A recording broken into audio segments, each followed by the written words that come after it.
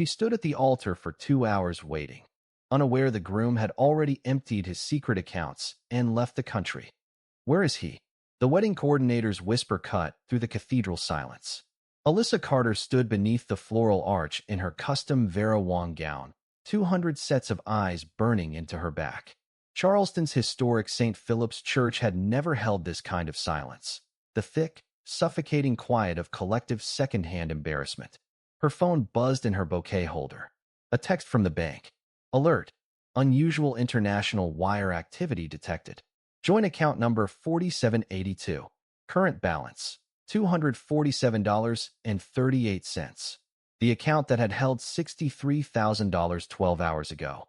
Alyssa's fingers tightened around the bouquet stems, white knuckles against white roses. She was a cybersecurity compliance auditor. She made a career out of finding financial irregularities that billion-dollar corporations missed. And she'd just been robbed blind while standing in a wedding dress. Christopher Hale wasn't stuck in traffic. He wasn't having cold feet. Because Christopher was already 37,000 feet above the Atlantic Ocean, watching the American coastline disappear beneath chartered wings. 3 encrypted cryptocurrency wallets transferred, for shell company accounts emptied, and 1 woman left standing at an altar holding flowers that cost more than the bank account he'd just drained. 45 minutes earlier, the whispers had been kind. Traffic from the hotel. Pre-wedding jitters. At the 1-hour mark, Alyssa watched her maid of honor, Christopher's cousin Jessica, step outside to call him. She returned with a tight smile and no answers. Straight to voicemail. The best man disappeared into the vestibule, phone pressed to his ear, trying to reach Christopher's assistant, his business partner, anyone. By hour 1:30, the string quartet had stopped playing. The officiant suggested, gently, that perhaps they should wait in the bridal suite.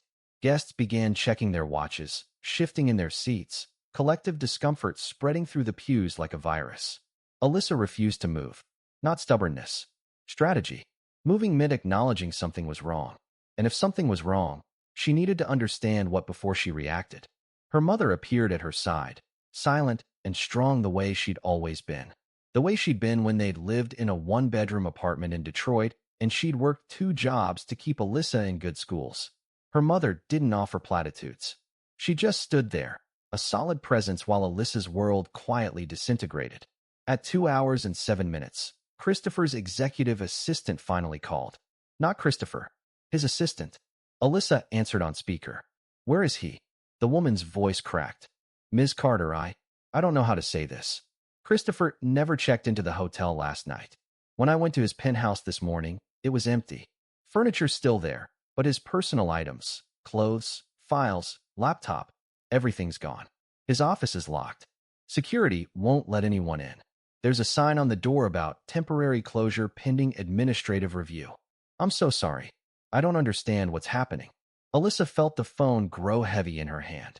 Around her, the remaining guests had gone absolutely still. Thank you for calling. She hung up. The wedding coordinator touched her arm. Miss Carter, I need a moment. Alone. She walked down the aisle, not toward a groom, but toward the bridal suite, her train whispering against the stone floor. Guests parted like a sea, their faces a blur of pity and shock and relief that this wasn't happening to them. Her mother followed. Jessica hovered at the door, crying softly, apologizing for her cousin. Alyssa sat on the velvet couch, still in her wedding dress, and opened her phone's banking app. Her fingers moved with the muscle memory of 1,000 financial audits. Joint wedding account, $247.38, down from $63,000. She pulled up the transaction log. 3 international wire transfers, executed between 2:47 a.m. and 3:15 a.m. Destinations, Grand Cayman, Singapore, Luxembourg. Layered. Sequential. Professional. The shared savings account, the one for their Bali honeymoon. Empty. Transferred to an account she didn't recognize, routed through a Panamanian shell company. The vendor deposit account that held backup funds for the caterer, photographer, florist. Cleared out. Every dollar. Her mother sat beside her, reading over her shoulder, her hand finding Alyssa's and squeezing once. Not with comfort, with solidarity. He planned this, Alyssa said quietly. This wasn't panic. He timed every transfer. Multiple jurisdictions. Shell company routing. Cryptocurrency conversion bridges. He's been planning this for weeks. Another notification buzzed. An email from the catering company. Payment declined. Please remit $14,500 by Monday to avoid contract default and legal action. Then the photographer, the venue, the florist. Each one a separate financial bomb detonating in her inbox, each showing her authorized signature on contracts, her business credentials used as collateral. He used me, Alyssa said, her voice eerily calm. Not just emotionally, financially, legally. He put my name on everything so when it all collapsed, I'd be the one holding the liability. Jessica had stopped crying. Alyssa, I swear I didn't know. I know. He didn't tell anyone. Because telling anyone would have created a paper trail. This was surgical. Outside, she could hear guests beginning to leave, their voices low and awkward. Her phone buzzed again. Fraud detection notice. Account number 4782 has been flagged for unusual international activity. Transaction review initiated. Estimated resolution time, 5 to 7 business days. Your account may be temporarily restricted during investigation. Alyssa stared at the screen. Then she started to laugh. Not hysterically, coldly. The kind of laugh that came from seeing something so absurdly, perfectly calculated that you had to admire the audacity even as it destroyed you. He timed the wedding for this. If he'd just stolen the money and run, I could have reported it immediately. But if he did it the night before our wedding, during the chaos, the fraud investigation would take days, maybe a week. By the time banks sorted out what was his money and what was mine, he'd have moved it through enough jurisdictions to make it functionally untraceable. Her mother's face had gone hard. What are you going to do? Alyssa stood, her wedding dress suddenly feeling less like humiliation and more like armor. She walked to the mirror, looked at herself. Makeup still perfect, hair still elaborately pinned, $30,000 dress still pristine, and felt something cold and precise click into place. I'm going to go home. I'm going to change out of this dress. And then I'm going to find every single dollar Christopher Hale thinks he made invisible. Honey, I'm a financial forensic auditor, Mom. I track money for federal compliance contracts. I find assets corporations spend millions trying to hide. She turned from the mirror. Christopher just made the worst mistake of his life. He didn't just steal from me. He gave me a case study. Her mother smiled then. Small. Fierce. The same smile she'd worn when landlords tried to push them around, when bill collectors called, when the world told them they didn't matter. That's my girl. Alyssa walked back into the cathedral. Most guests had left, but a few remained. Professional contacts, colleagues from the compliance world. One approached her. Michael Torres, a federal financial crimes advisor she'd worked with on a multi-state fraud case 2 years ago. Alyssa, I don't know what to say. Don't say anything. Just, if you hear about any emergency financial tracing contracts, keep me in mind. He studied her face. You're not falling apart. I'll fall apart later. Right now, I'm working. She walked out of St. Philip's Church into the late afternoon Charleston sunlight, still in her wedding dress, carrying her bouquet, her mother at her side. Behind her, the cathedral bells didn't ring. But in her mind, something else did. The sharp, clear tone of a system clicking into place. A target being acquired. A hunt beginning. Christopher Hale thought he'd escaped. He'd actually just created the one person in the world capable of finding him anywhere. The beginning had been perfect. That was what made it worse. 18 months earlier, Alyssa had been standing in a hotel ballroom in Chicago, nursing a gin and tonic at a cybersecurity compliance conference, when Christopher Hale walked up to her and said, "You're the one who found the embedded fraud in the Kensington municipal contract, aren't you?" Most men at these conferences opened with their own credentials. Christopher had opened with recognition of hers. She turned, found herself looking at a man in an impeccably tailored navy suit. Dark hair, just slightly too long to be corporate, smile warm and genuine. You followed that case. I follow infrastructure fraud cases religiously. I'm in real estate development. I need to know who can spot the money games before they destroy entire projects. You saved Kensington $30 million. $42 million, actually. But who's counting? He laughed. Someone who's very good at her job. They talked for 2 hours. About pattern recognition, offshore shell games, the way financial systems could be manipulated by people who understood the 17-second gaps in international clearinghouse protocols. He'd been intelligent, engaged, asking questions that proved he actually understood the technical details. I'm based in Miami, but I travel to Chicago monthly. Can I take you to dinner next time I'm in town? She said yes. The dinners had been at places that didn't need to impress. Quiet restaurants where they could actually talk, where Christopher asked about her childhood in Detroit, her mother's sacrifices, how she'd built a career in a field dominated by men who questioned her credentials at every turn. He told her about his own background. Growing up in Atlanta, watching his father's construction company go bankrupt during the 2008 crash, building his own development firm from nothing. I understand what it's like to start over, to have to prove yourself when everyone expects you to fail. She believed him.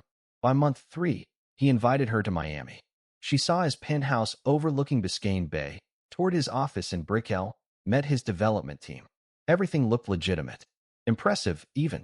Glass offices, architectural models, rendering screens showing luxury properties in development across Florida, the Caribbean, South America. This is the Cartagena project, he explained, showing her a resort rendering. $35 million in investment. We're partnering with Colombian developers. Breaking ground next quarter.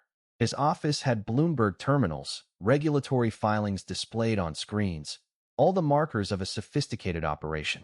By month 6, they were traveling together.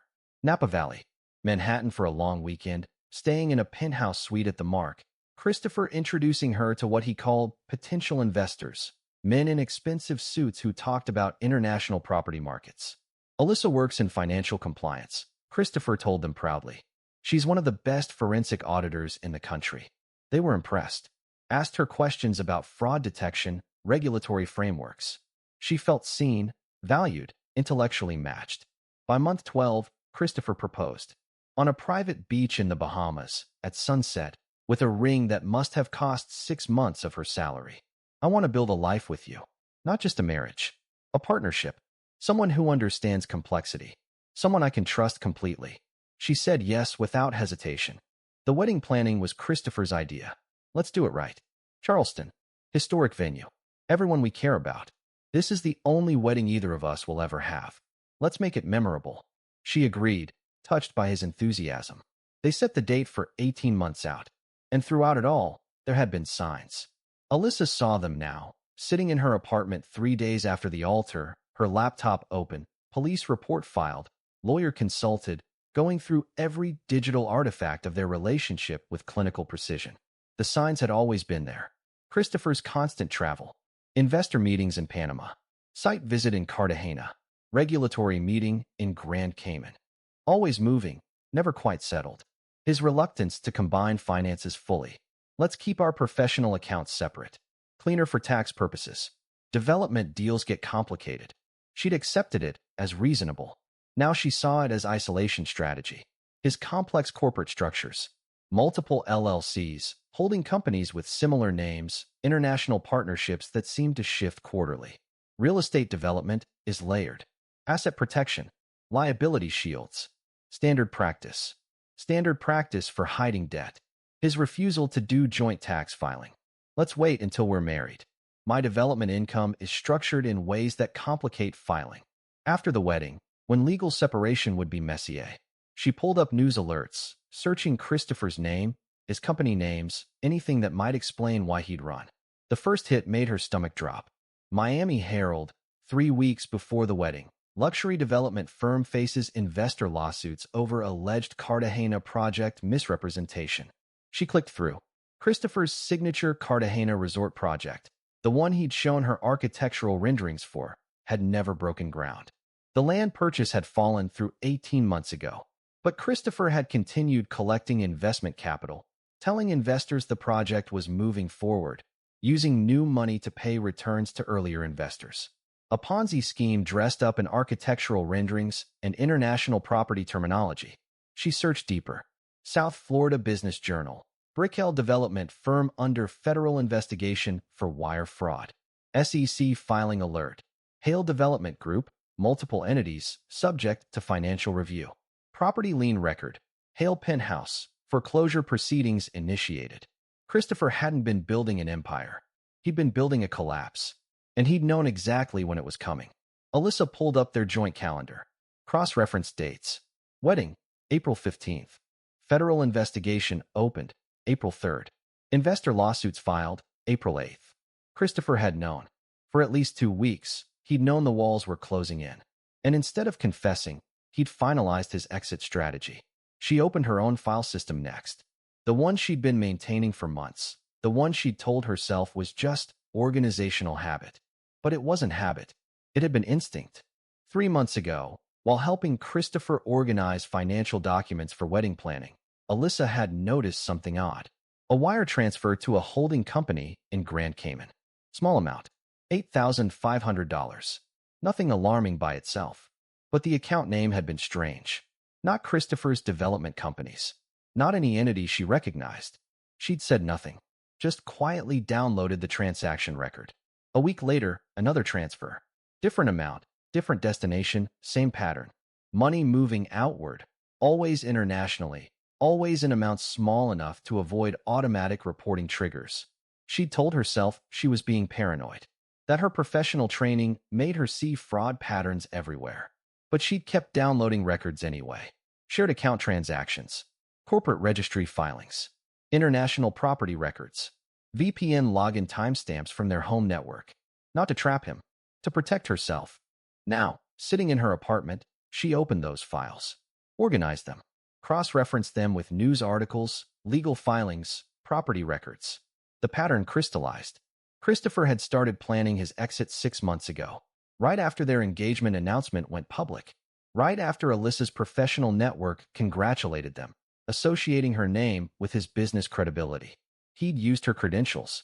Her reputation as a federal compliance auditor gave his development deals an air of legitimacy. If Christopher Hale is engaged to someone who audits financial fraud for a living, his business must be clean. He attended her professional conferences, let her colleagues see them together, used proximity to her expertise as social proof. And then, when the collapse became inevitable, he put her name on everything. Joint wedding accounts, vendor contracts listing her as co-signer, backup payment authorizations using her business credentials. So when he vanished, she'd be left holding the financial liability. Her phone rang. Her mother. "How are you holding up?" "I'm working." "Sweetheart, you can take time to process." "Mom, I need to show you something." Alyssa sent her the news articles, the investigation notices, the timeline correlation. Christopher didn't leave because he panicked. He left because federal investigators were about to freeze his accounts. The wedding was scheduled for the same week his financial crimes were being exposed. Silence. Then, he used you. He used me as a shield. My reputation. My credentials. My professional network. And when it all fell apart, he made sure my name was attached to the wreckage. Can you prove it? Not yet. But I've been tracking his transactions for 3 months. I have transfer logs, corporate registry data, international wire patterns. It's not enough for criminal prosecution, but it's enough to start tracing where he went. Her mother was quiet for a long moment. What are you going to do? Alyssa looked at her laptop screen, at the web of financial data she'd been mapping, at the pattern of Christopher's escape routes slowly emerging. I'm going to do what I do best. I'm going to follow the money. Because Christopher had made one critical miscalculation. He thought marrying a financial forensic auditor would give him credibility. He didn't consider what would happen when that same auditor turned her skills toward finding him. The scandal spread like a virus through professional networks. Within 48 hours, the story had leaked. Not through gossip, through LinkedIn.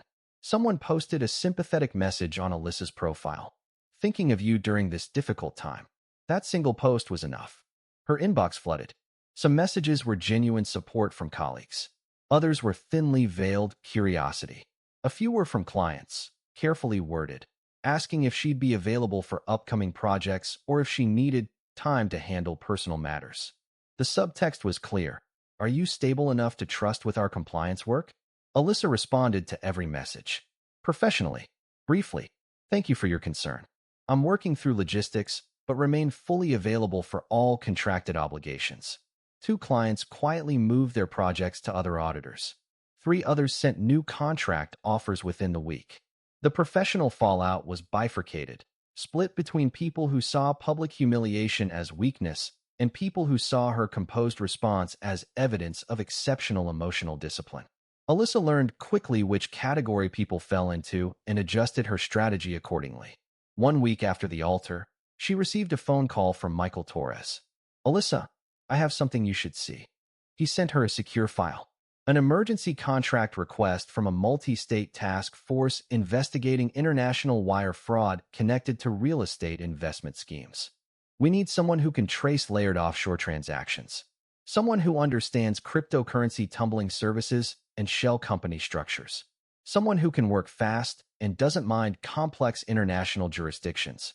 Alyssa opened the file. It was almost identical to Christopher's escape pattern. "Why are you offering this to me?"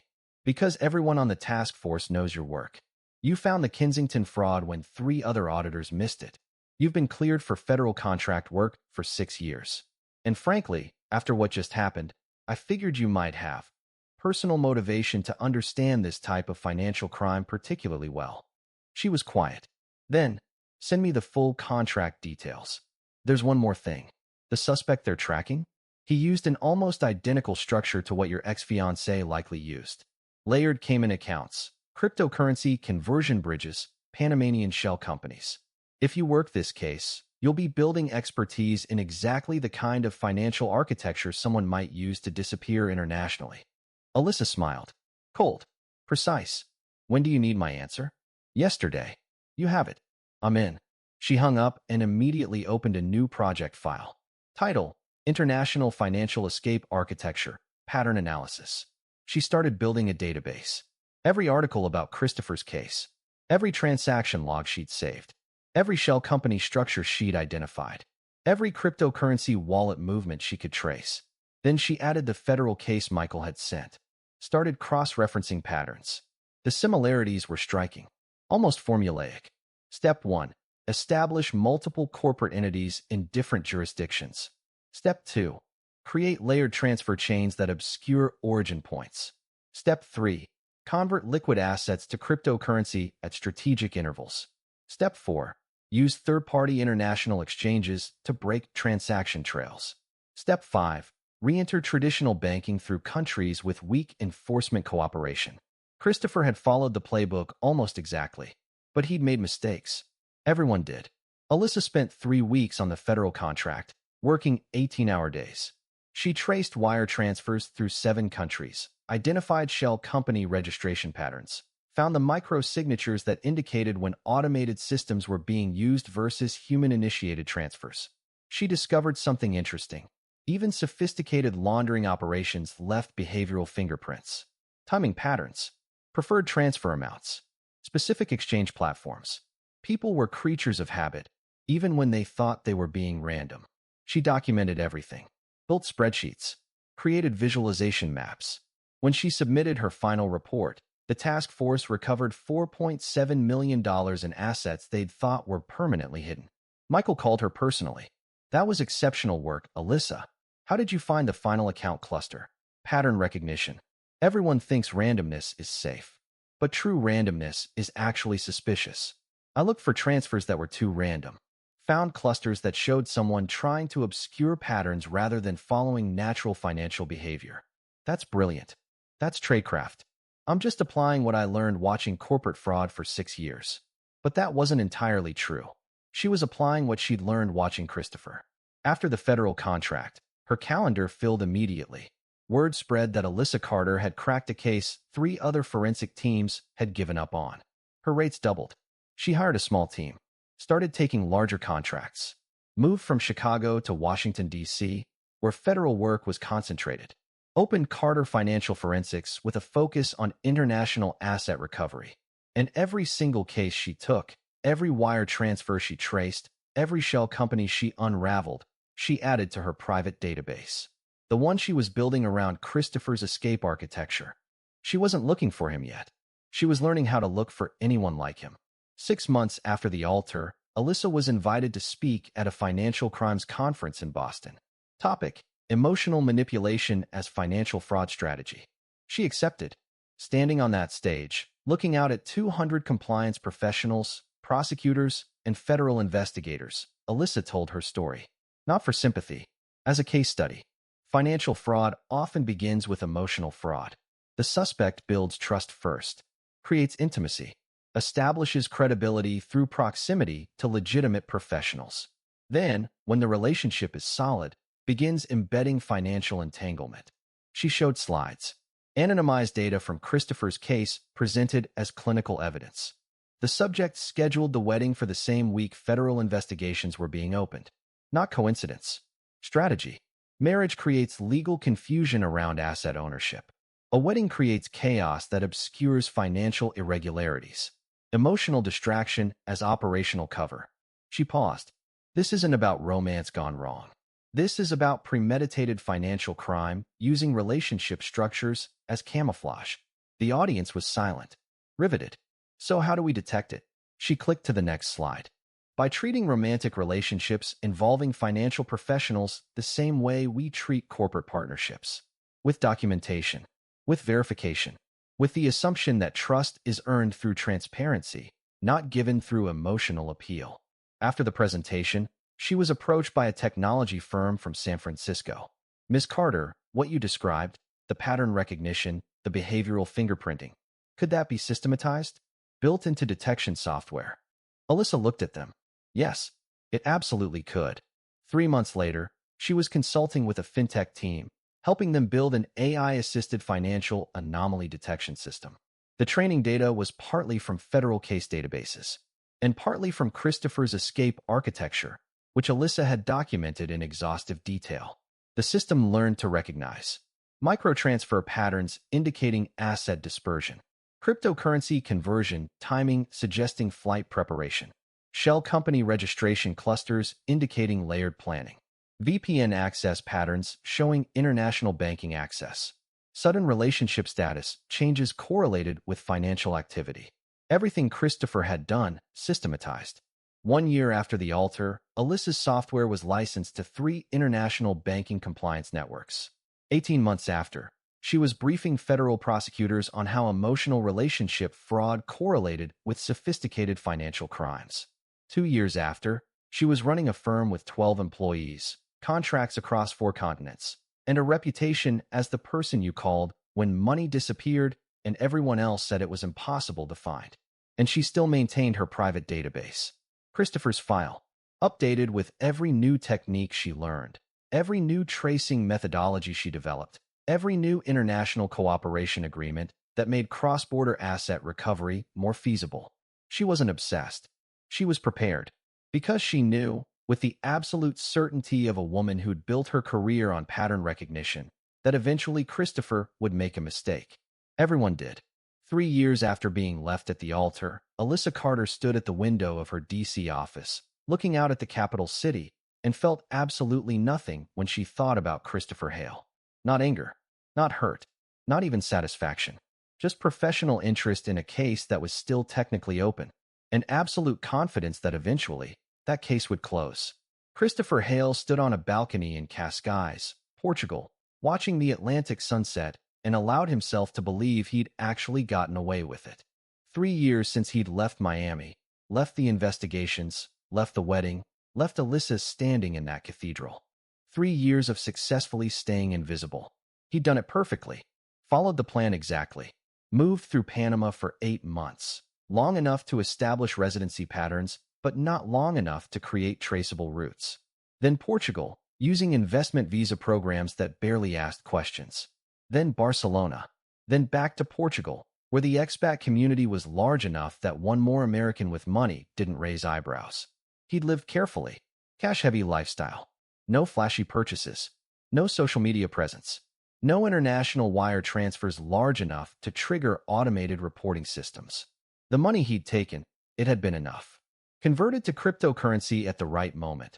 Moved through tumbling services, re-entered through exchanges in countries that didn't cooperate enthusiastically with U.S. financial investigations. He wasn't wealthy anymore. Not like he'd pretended to be in Miami. But he was comfortable. A nice apartment in Cascais. Enough to eat well, travel modestly, live quietly. And most importantly, free. No federal investigators. No investor lawsuits. No fraud charges. He'd timed his exit perfectly. Left before the walls closed in. Disappeared before anyone could freeze his accounts. He'd even started thinking about the future. Maybe legitimately invest in a small property in Lisbon. Something simple. A coffee shop, perhaps. He'd started using dating apps again. Nothing serious. But after 3 years, the loneliness had begun to outweigh the caution. He thought about Alyssa sometimes. Wondered if she'd recovered, if she'd rebuilt her career, if she'd moved on. He didn't feel guilty exactly. He felt pragmatic. He'd been drowning. She'd been collateral damage. Unfortunate, but inevitable. Besides, she was smart. Capable. She'd landed on her feet. Christopher took a sip of wine, watched fishing boats returning to harbor, and felt something close to peace. His phone buzzed. Email notification. Banco Português do Investimento. Account verification required. He frowned. Opened it. Standard compliance review, apparently. Nothing alarming. Portuguese banks were tightening regulations on foreign nationals, trying to combat money laundering. The email requested he visit a branch office to verify identity documents and confirm the source of funds. Routine. Annoying, but routine. He scheduled an appointment. 3 days later, another email. U.S. Embassy Lisbon. Document renewal appointment confirmation. His passport was expiring in 4 months. He'd been putting off renewal, nervous about interacting with U.S. government systems. But he needed it. Couldn't travel within Europe without valid documentation. He'd researched it carefully. Passport renewal at embassies was mostly automated. Biometric scan, photo, fee payment. As long as you weren't flagged in criminal databases, it was straightforward. He wasn't flagged. He'd checked. No active warrants. The federal investigation in Miami had gone cold. The investor lawsuits were civil matters, not criminal. He was clean enough. He scheduled the embassy appointment. The Banco Português meeting came first. Christopher dressed carefully, business casual, respectable but not flashy, and arrived at the Cascais branch exactly on time. The meeting started normally. Identity verification, passport scan, residence confirmation. Then the bank officer opened a different screen. Mr. Hale, I need to ask about the source of funds for your initial deposit 3 years ago. Christopher had prepared for this. Real estate sale in the United States.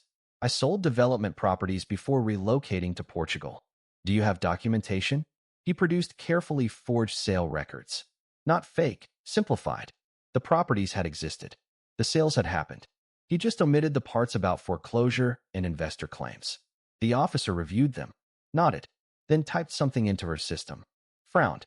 Mr. Hale, there's been a flag placed on your account. Christopher's chest tightened. What kind of flag? I'm not sure. It's coming from an international compliance network. Something about cross-border financial verification. She looked uncomfortable. I need to place a temporary hold on large transactions while this is reviewed. Routine procedure. Should resolve within a few business days. What triggered it? I don't have those details. The system just indicates your account matches certain patterns. I apologize. This is above my clearance level. Christopher left the bank with his stomach in knots. A flag. In an international system. Matching patterns. He told himself it was nothing. Random compliance screening. Portugal was cracking down. But the timing felt wrong. The embassy appointment was 2 days later. U.S. Embassy Lisbon was a fortress of beige stone and security checkpoints. Christopher passed through metal detectors, surrendered his phone, was escorted to a waiting room with plastic chairs and CNN playing on a wall-mounted television. Mr. Hale, a woman in her 30s, American, government ID badge. I'm Consular Officer Martinez. Follow me, please. He followed her to a small office. Expected passport processing. Photo booth. Fee payment. Instead, she sat behind a desk and opened a thick folder. Mr. Hale, your passport renewal has been flagged for additional review. The tightness in his chest became a fist. Why? There's been an inquiry regarding your financial status. Specifically, outstanding civil judgments in Florida. Unpaid settlement amounts totaling approximately $3.2 million. Christopher's vision blurred. Those are civil matters, not criminal. They shouldn't affect passport renewal. Normally, you're correct. However, when civil judgments exceed certain thresholds and involve international asset movement, State Department policy requires verification that the applicant isn't using passport renewal to facilitate further financial evasion. I'm not evading anything. I'm living legally in Portugal. Then you should have no problem providing documentation of your current financial status and the location of assets sufficient to address the outstanding judgments. I don't have $3.2 million. Then we have a problem. She pulled out another document. There's also been a request from a financial recovery consultancy firm operating under contract with Federal Creditor Protection Services. They've requested that passport renewal be held pending asset disclosure review. Christopher's hands had gone cold. What consultancy? Officer Martinez checked the document. Carter Financial Recovery Analytics. The room tilted. Carter. Alyssa. That's my ex-fiancée, he said, his voice hollow. Officer Martinez looked at him with zero sympathy. Then I suggest you contact them directly to resolve the outstanding financial matters. Until then, your passport renewal is on hold, and I'm required to inform you that Portuguese immigration authorities have been notified of the review status. Your current visa may be subject to reevaluation. She stood. You're free to go. The embassy will contact you when the review is complete. Timeline is typically 4 to 8 weeks. Christopher walked out of the embassy in a daze. Alyssa, 3 years. 3 full years of successfully hiding. And somehow, she'd found him. Not found him personally. She didn't know where he lived. But she'd found his financial footprint. Tagged it. Flagged it in systems that connected international banks to government agencies. He'd walked straight into a net he hadn't even known existed. That night, lying in his Cascais apartment, Christopher opened his laptop and searched for Alyssa's name. What he found made his stomach drop. Carter Financial Recovery Analytics, a Washington, D.C.-based consultancy specializing in international asset tracing and fraud pattern detection. Federal contracts listed. Banking compliance partnerships across 47 countries. Software licensing agreements with major financial institutions. And there, on the About page, Alyssa's professional photo. Older now, harder somehow. Eyes that looked like they could calculate his net worth from across a room. He clicked through to a press release. Carter Financial Recovery Analytics announces expansion of AI-assisted fraud detection network. Washington, D.C., Carter Financial Recovery Analytics, CFRA, today announced the expansion of its proprietary financial anomaly detection system to include real-time flagging of international transaction patterns consistent with sophisticated fraud and asset concealment schemes. The system, developed in partnership with federal financial crimes task forces, uses machine learning algorithms trained on documented case studies of international financial evasion. Christopher read the entire release, then read it again. She'd built a system, a software platform, that detected patterns like the ones he'd used to disappear, which meant his escape route had become her training data. He'd literally taught the system that caught him. His phone buzzed. Email from the Portuguese bank. Account update. Your request for fund transfer has been declined pending compliance review resolution. Estimated timeline, 14 to 21 business days. He tried logging into his cryptocurrency exchange account. Access restricted. This account has been flagged for verification review by compliance partners. Please contact support. One by one, his financial access points were closing. Christopher sat in the dark of his apartment, watching the ocean through his window, and understood with perfect clarity that he hadn't escaped at all. He'd just been running on borrowed time. And Alyssa Carter had been patiently, methodically, building the cage that was now closing around him. The call came on a Tuesday morning. Alyssa was in her D.C. office, reviewing a contract proposal from a European banking consortium, when her operations director knocked on her door. You're going to want to see this. Marcus handed her a tablet. On the screen, an automated alert from their tracking system. Match detected. Pattern cluster CT. 2022-047 triggered. Location, Portugal.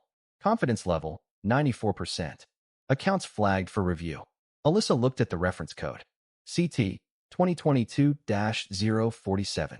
Christopher Thomas Hale. The case that had started everything. He tried to renew his passport. Triggered our State Department cooperation protocol. Then his Portuguese bank account hit our international compliance network. 2 separate flags within 48 hours. Alyssa set down her coffee. Where is he? Cascais. Coastal town near Lisbon. He's been there approximately 18 months, based on transaction history. She pulled up the full file.